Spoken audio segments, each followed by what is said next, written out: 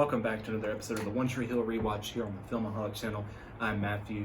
If you haven't watched our other videos, go check them out. We have a lot of stuff throughout the week that you can catch up on, a lot of movie-related content, but I'm also doing the real One Tree Hill Rewatch, and we did recently a trip to Wilmington where I did a behind-the-scenes tour. Check that out as well.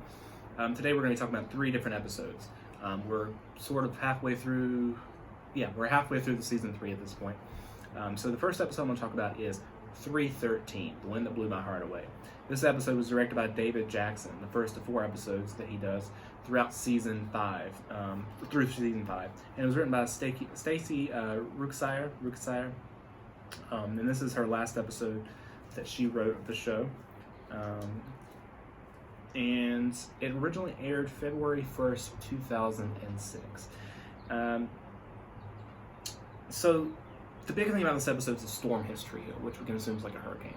It hits Tree Hill, the power goes out, and everyone is stuck in different spaces. So Keith and Karen are in the cafe, Lucas and Brooke are together, and Nathan and Haley, and Mouth and Rachel, and then Dan's doing his own thing. So that's pretty much like the little groups we have throughout this episode.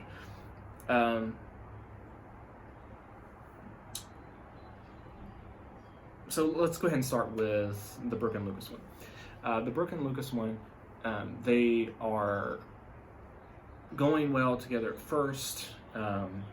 He brings her another letter that he wrote, and then they get in a fight.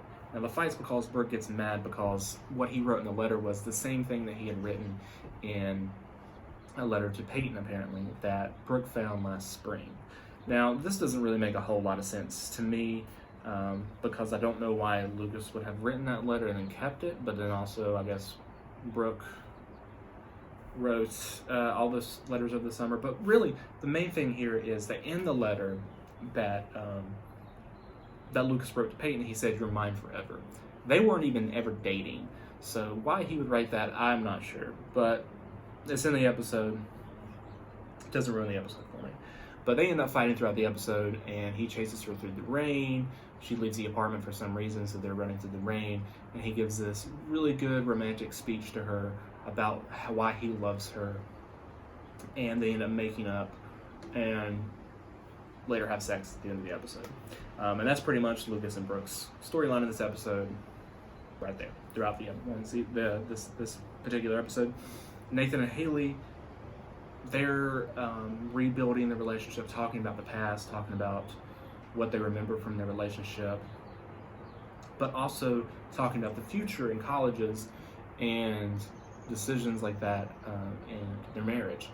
And then obviously Haley thinks that Nathan is ashamed or not happy with her went on tour, but Nathan, brings out all these pictures and shows her, which ends up getting wet in the rain, but he saves the pictures at the end of stuff that he saved when she was on tour, clippings and newspaper articles and whatnot. So that was their part of the episode.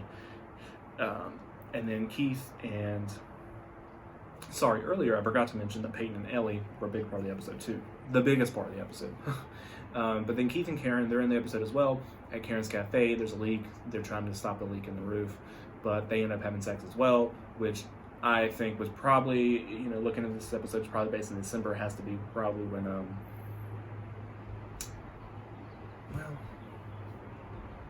maybe not. Yeah, I feel like when the kid's born, the kid was probably conceived in this episode. So that happens, and then we have the stuff with Dan in the episode, he breaks into Keith's apartment, which you never really see Keith find out that somebody broke into his apartment. I don't know if he knew it was Dan, or if maybe it was made to look like a tree branch broke the window. Obviously Dan does reveal to Keith that he has a letter later. Anyways, we'll get to that.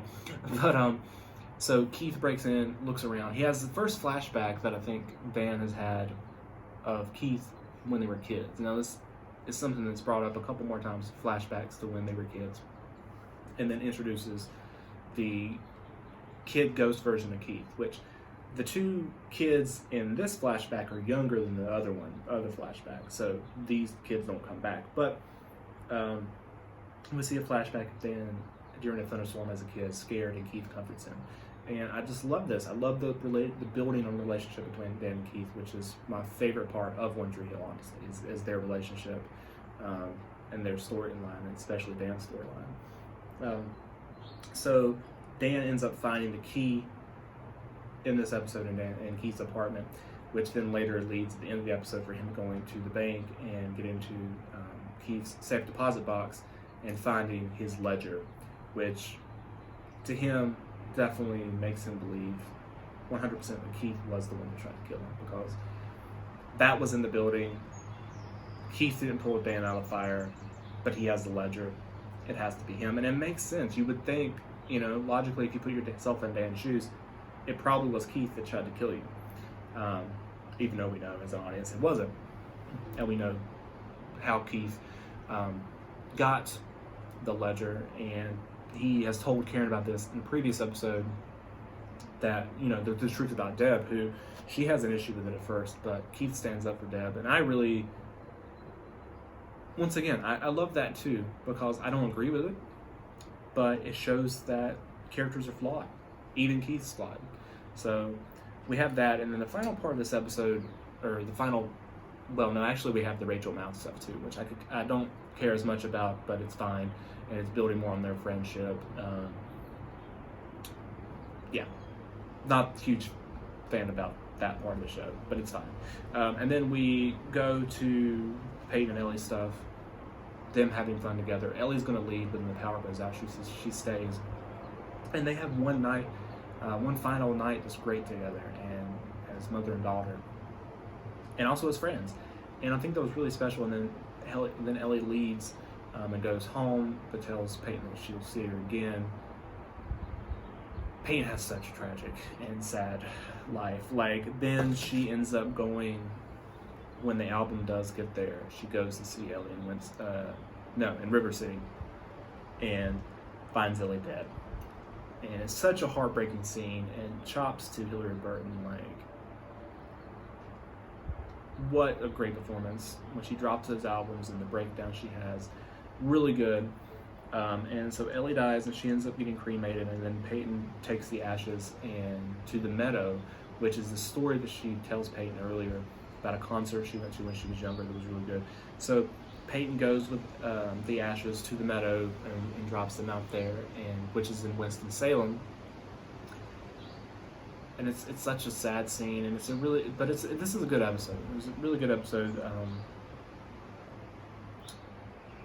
and really starts the darkness that's coming in the next few episodes. Which the next one we're going to talk about is 314, All Tomorrow's Parties.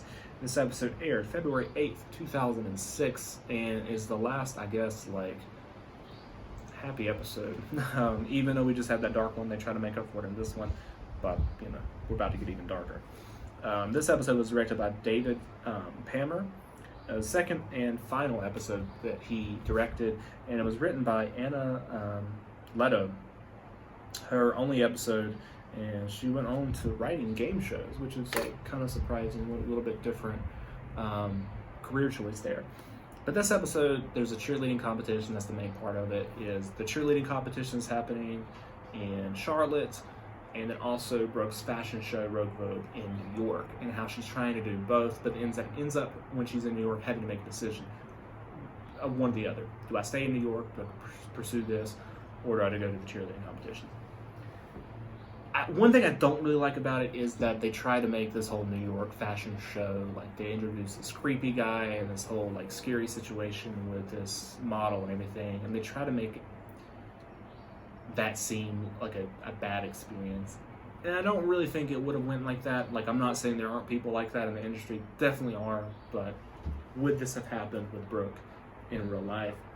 I don't know. I think the experience would have been a little bit differently, and I think realistically she would have chosen the fashion show because you have that opportunity. I know I would have chosen that instead of going back to a cheerleading competition, but for the sake of the show, it made sense for her to go back, especially because you have a lot of potential in the future with it being a show for her to do a fashion show later.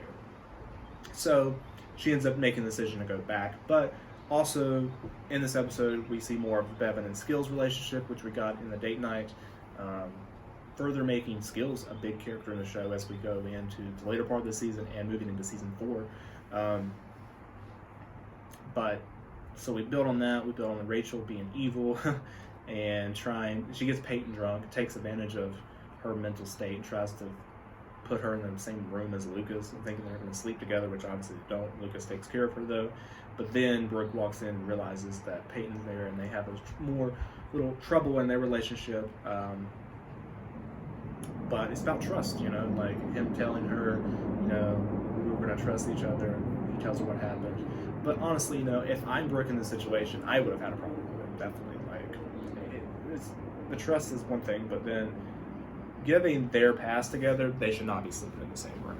Now, I know that in terms of the episode, they didn't really have any other choice, but you can definitely understand Brooke's mindset, and you're with her at this point, I think, in the show. You also have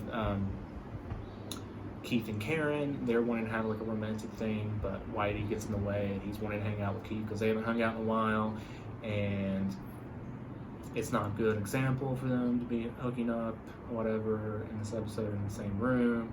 You also have Nathan and Haley, they've worked it out, and that's why Peyton ends up in the same room as Lucas. They've worked it out where Nathan and Haley have their room together, which is nice. This goes back to, like I said earlier, when they introduced characters for one episode, and I don't like it. And that is, I think his name's Texas Battle. One of the characters they bring in this episode that Nathan went to High Flyers with, and they go because he apparently lives in Charlotte, so they go and they have dinner, him and Lucas, with Battle's family. Didn't work for me. I was bored out of my mind during those scenes. Don't know really why it was there that much, other than showing Nathan what a real family was like, and what he can change in the future for his family. I feel like he could have done more, but there's something else in this episode, and it could have been better, in my opinion. I wasn't really a big fan of all of that. And the episode ends with back at the cheerleading competition, and Peyton, who is hungover because of Rachel, falls down, and instead of making a big deal about it or trying to move on with the competition, Brooke says, fuck it, let's goof off, let's have fun, we're this age. And even like the basketball team comes on the stage, and they have this awesome slow dance happy moment with an awesome quote about images staying in your mind forever and all this, and it's just a really, really good moment. And within that moment, Karen asks Keith to marry her, and it's just a really sweet moment, and you're happy, except for, obviously, if you've watched the show before, like I have, you know what's about to come, so it's really bittersweet, that moment. And Keith even says a line, if my days keep going like this, I'm gonna die a happy man. Huge foreshadowing. And then the last episode I want to talk about here is episode 315, Just Watch the Fireworks. This episode aired February 15th, 2006, so right around Valentine's Day. It was directed by Billy Dixon, who, like I've said before, was a cinematographer on the show for the first 3 seasons as well. For the most part, obviously, I think when I was looking up on IMDb, there's episodes that he obviously maybe went on vacation or just couldn't do the episode there. Other people filled in, but for the most part, he did the cinematography for the first 3 seasons, as well as directing episodes, including this one. And it was written by James Patrick Sturrock and Chad Feidish. This episode goes back to episode 215, which is the time capsule episode. The time capsule is released in this episode. We don't know who it is in this episode. We can find out later, but it's released. Everyone's stuff comes out, big reveals. This is, I don't have a huge problem, I guess, with them having the Brooke take her clothes off from there, because if you're going back to how she was in season 1, maybe she would have done that in season 2. I don't know, really. I don't really think so, though, but it's not one of my biggest pet peeves about her character in this season. But the more I rewatch it, because I do like Brooke a lot, and I love Sophia Bush, but there's certain parts, and it's definitely not her fault. It's some of the writing that I don't agree with her character, because you have her character in season 1, which I agree with, and you have that progression into season 2, which I do think is believable, and then you have the character progression into season 3, which for the most part, definitely the first half of the season, is believable. I know I'm gonna have a problem with when we get to season 4, because I've always had a problem with the way they write her character in season 4.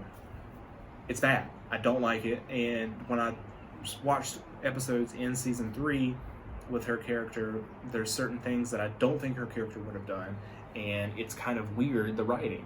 And this isn't one of those episodes in particular, but she does take her clothes off in the time capsules that made me think of it. But I'm going to dive into that when we get to future episodes, and especially when you look at the people that wrote certain episodes and you're like, you know, kind of understand why this episode feels a little creepy. But we'll talk about that later. So she has that in the time capsule. Obviously, Nathan was upset about Haley, so he has some stuff then. But everything that everyone, all the main characters said, weren't that bad. Like, they didn't cause that big an issue.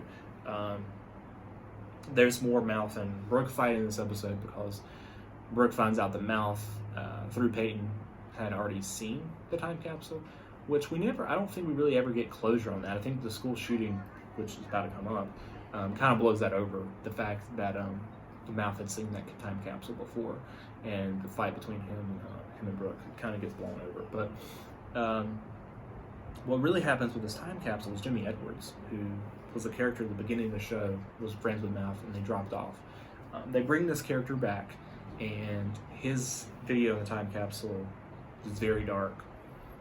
He's been bullied, is sad, but he also says some pretty nasty things about some people in the time capsule. Some parts of that is deserving, but I don't know. Some of the other stuff's like, his character's flawed too, isn't, you know, obviously, but yeah, we'll talk about that in the next episode, which we're really going to dive in, which is 316. The video that I'll do for that is just for that particular episode. But so that opens up a lot of can of worms there throughout this episode of Lucas and Mouth trying to reconnect with Jimmy, trying to invite him to Trick for the benefit concert, which happens in this episode. It's a big thing, which is the benefit concert. Keith asks Lucas to, he lets them know about the engagement, but he wants to adopt Lucas, which so bittersweet. Haley performs for the first time in this episode since she got back from the tour, building to her and Nathan and Lucas, because they've had a pretty rocky relationship this season, since the end of season 2.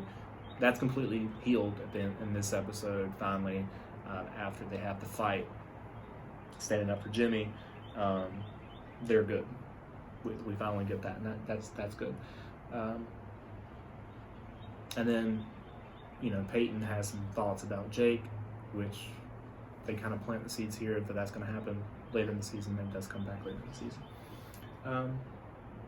But yeah, Dan. Oh, and the final thing I want to talk about in this episode more is Dan and Keith building on that relationship, setting the next episode up. Dan does confront Keith, and we had this really good, I love their scenes together, right? Talking about the Chewbacca and the $6 Million Man, who would win in a fight. Obviously, Dan chose Chewbacca, which is cool.